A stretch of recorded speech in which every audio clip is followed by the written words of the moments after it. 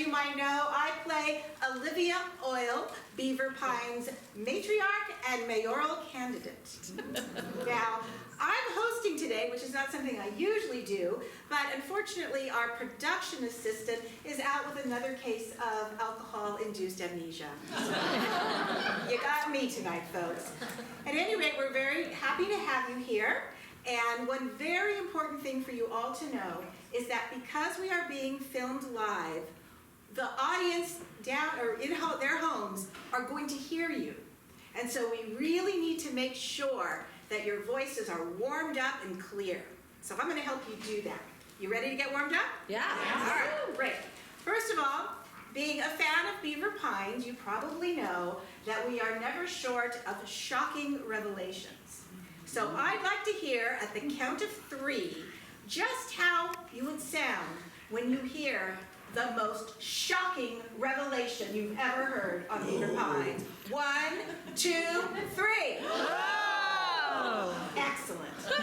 Okay, very good. You are getting warmed up. Now, another thing there's no shortage of in Beaver Pines are romantic couples and coupling. The favorite part of Beaver Pines. So, I'd like you to imagine you're watching the show and your 2 most favorite characters announce their undying love for each other for the first time. At the count of 3, what are you going to say? 1, 2, 3. That warms my heart. All right. And last but not least for sure, Beaver Pines is chock full of villains and, let's say, unsavory characters.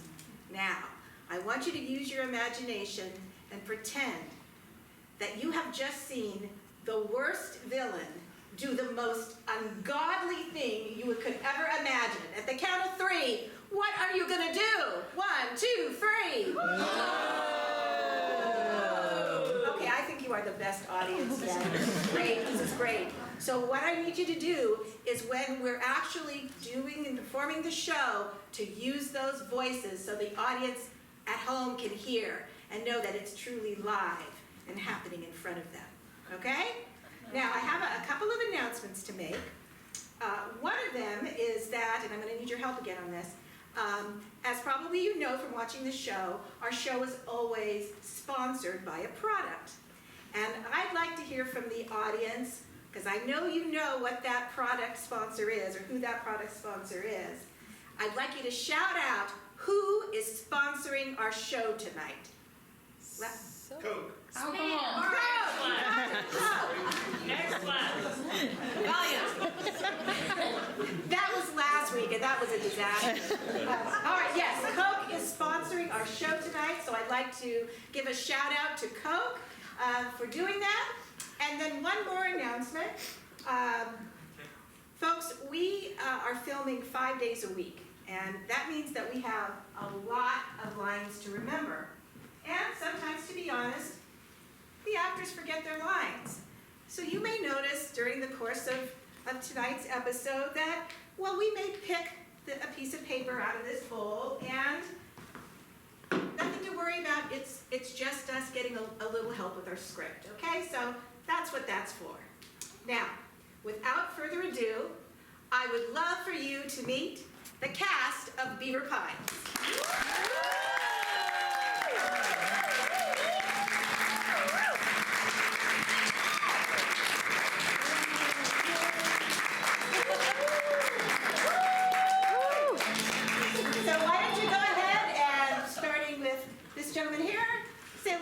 Yourself and your name. I am Dr. Robert David Eastman, the doctor of Beaver Pines, and a damn good one.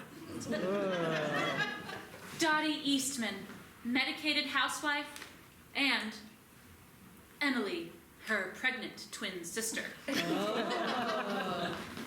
Maurice Jackson, World War II veteran with a split personality disorder.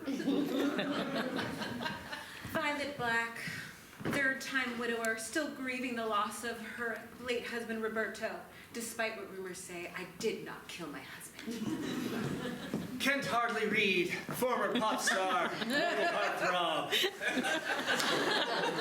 Crystal Light, divorced mother of a 16-year-old boy named Bud Light. And I'm just looking for love in this town and revenge.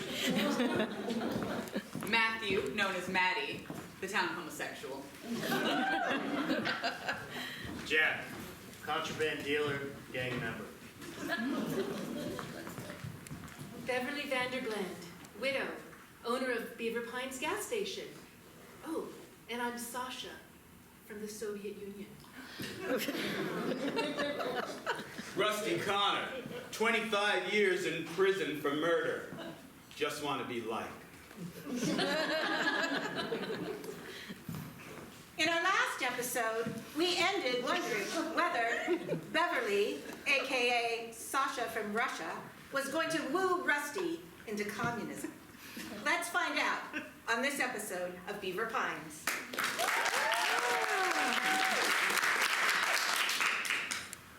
Rusty, you must know some things about me. Tell me anything, Beverly. First, we must have drink. I make you vodka. Beverly, I want you to know that there's nothing you can tell me that would make me love you any less. Rusty, what if I told you that I did not grow up in Central California? Where did you grow up? I grew up in St. Petersburg. Russia.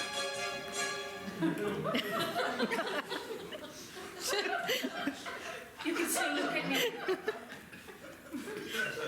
It's wrong. It is Russia. Beverly, look. I've learned a lot about you in the past 25 minutes. I've learned that you're a communist.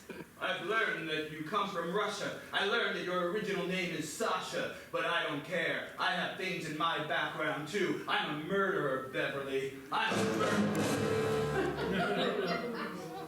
But I've served my time. And if there's one thing I learned to believe in, it's second chances. I need a second chance, and you're the one I need it with. Rusty, I have lived here in Beaver Pines for the last 15 years. People know me as Beverly Vandergland. And I've grown accustomed to the American ways. In fact, I know how to make meatloaf. I love meatloaf. Could you still love me? Yes, don't you hear what I'm saying? I don't care what you were in the past. I don't care what I was in the past. I only care what we are now. A member of the United States Communist Party and the man who wants you. Oh, Rusty. As a child, I grew potatoes. As a child, I grew carrots. A tuber. Just like me. And my father played the tuba. Root vegetables. They're strong. They have deep roots. And when they come out in the sunshine, they give nourishment. That is you. Beverly, I'll do it. I'll join the Communist Party if it means you and I can spend our lives together. You realize what you're doing? Yes, You're yes. signing yourself up for a life in which you may be persecuted. People may call you names. Beverly, I'll do this as long as you really love me. You wouldn't just be using me in order to recruit a member to your cause, would you? How dare you? How dare you think of me? That was what I was thinking of doing to you. No. There are enough people in this United States that will eventually come to my way of life. Then we can look forward to a regular old life. Me and you, doing all the healthy, wholesome things that Americans do. Oh, yes. You know, Beverly, when I was up there in prison, living in my little 4x6 cell, every day with no time on the outside except 1 hour in the exercise yard, do you know how I kept saying? How did you do it? By thinking of you. by remembering those few moments we shared together before I was arrested and before you were married to Glenn. First, I want to say that I grew up in a 4x6 cell as well. Public housing in St. Petersburg. Very raw. Sounds horrible. But Rusty, when I married Glenn, it wasn't for love. Why did you marry him? It was for security, a way of life, the gas station. You know, people always need gas. They always need to come in and get their oil checked. And Glenn was stable and he knew how to run a gas station. He taught me everything until he disappeared over the Amazon. Under mysterious circumstances. His body was never found. Beverly, I don't care about any of that anymore. I only care about me and you and our bright future together.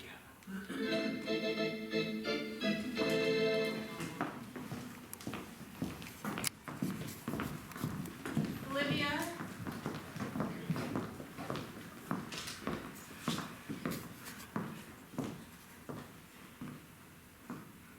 What? Why did you want me to come over? I saw her with Ringo Starr and Elton at the Roxbury. Oh my gosh. What was she doing there? And tell me all about them. She was getting autographs. I was jealous. I'm never allowed to go anywhere. I'm a housewife. And that's just the problem. Yesterday I had dementia. I don't anymore. I was also a stoner, and I've given that up. Oh, I'm so proud of you. Crystal, this is going to make it a lot easier for me to give you that job at the bank. But you haven't told me yet if you're going to take it. I don't know if I can, Olivia. You see, all I've known my whole life was being a housewife. I know how to cook. I know, well, my husband said that I'm not smart enough to pay the bills, but I did hand them to him. And what could I possibly do Oh, wait, you're so... except I would love to take that job. I think it would make me look good. But I'm still so worried about my brother. He's been missing for a day. Oh, darn. You don't care? Of course I don't care. Or if I care in a good way, because this means I'll be running unopposed for mayor. That makes me very happy. He could be dead. Well,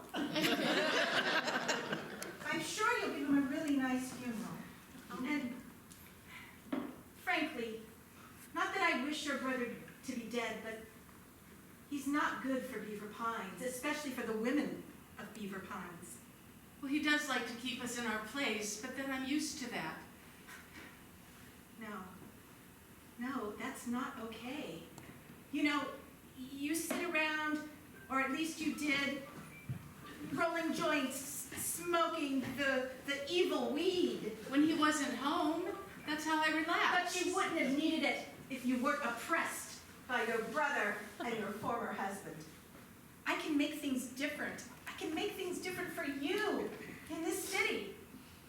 But it'll be a lot easier if your brother never returns.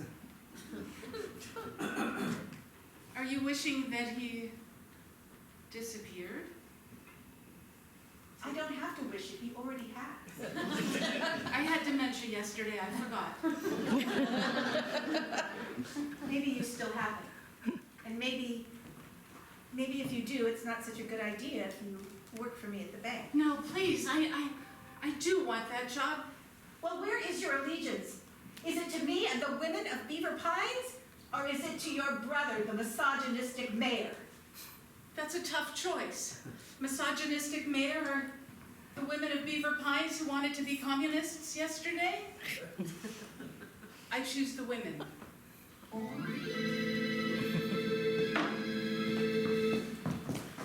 That was a most amazing plane ride, Arden. Yes, of course. Every plane ride that I'm there with you, Violet, is a perfect plane ride. Yes. And it's so much. It feels a lot safer now that, you're Marvin. Yes, my alter original ego, Martin, I'm Martin, Maurice. Him and I, we had to have a battle to the death in my mind. And I, Martin, have won. I'm so glad. Now we can finally be together. Well, of course, my dear. Well, as we mentioned last week, you and I will be married soon. And Yes, you gave me this imaginary ring on my right hand. well, it is less imaginary now. Marvin.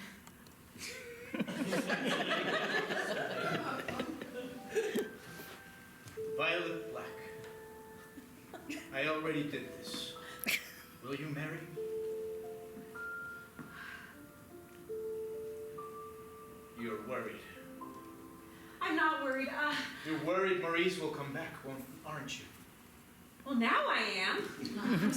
I was actually worried about what Ronaldo thinks. Ronaldo? Up in heaven. Your husband is dead. It's time to move on. I already promised myself to you. I killed my original life for you. And I am dedicated to you. Ronaldo is in the past. It's just... Are you? Look at me in my eyeballs. The one good one that I didn't lose in war. Do you? Doing that thing again. Just look at it. Okay. Do you really, really love me more than you loved Ronaldo? You're looking this way. That is an obvious... No, your eyes just don't focus right. Say it! I love you, Martin. And now, I devote my heart to you. If only I could believe that, Violet Black. Martin, I've given everything up for you. Did you know that I heard that I may have lost my position at the bank? Yes, I did. Because of Maurice. Because of your alter or original ego that told Olive about us. I needed that job. I understand that, but I cannot believe that you love me. Get on the plane, I'll take you back to mainland.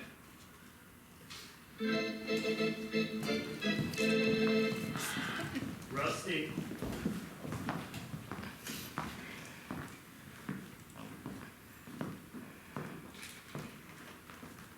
Shop looks good today. Yeah, thanks. I figured I'd spruce it up a little bit. You know, I've been running this bike shop for a couple of years now, but I never put much attention into the decor. But now that I'm gonna be a married man, I think it's time I freshen things up a little bit. Look at all the ribbons I put on the kickstands over there. Those are nice. And I notice all the bikes are red. Yeah, red is the color of love. Yeah, also the color of the rollers, you know? That's a part of my past, kid. Well, you know, you slapping gang colors on all these bikes doesn't seem like it. Unless that red means something else. Maybe I did that unconsciously. But I'm telling you, the rollers is a part of my past. I'm straight and narrow now, kid. Well, I came here to tell you something. It may not make sense at first, but just trust me. Where's the future?